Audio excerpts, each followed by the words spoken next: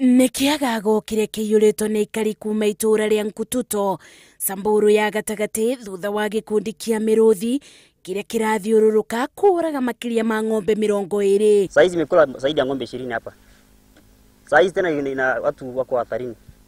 Jua wa simba. Anytime wanaweza kula watoto. Washungaji mchana hawawezi keti chini ya miti.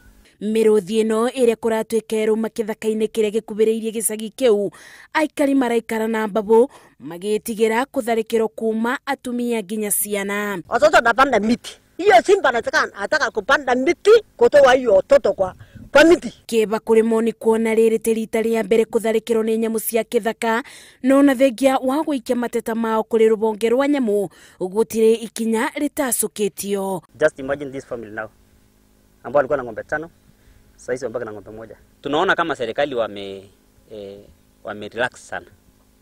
Hakuna hatua ambayo tumeona wakichukua.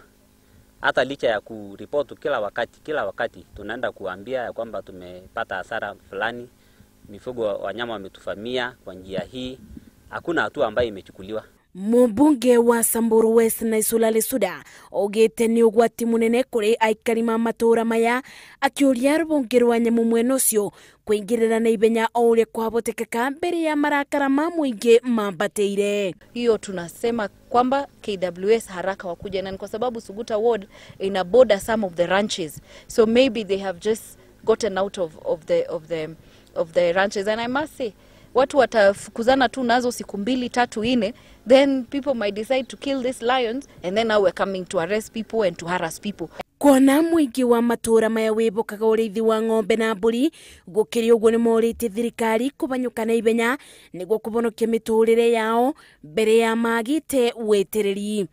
Ngiribotera Inuru TV, gitagwo Masi, wadia wa murithi.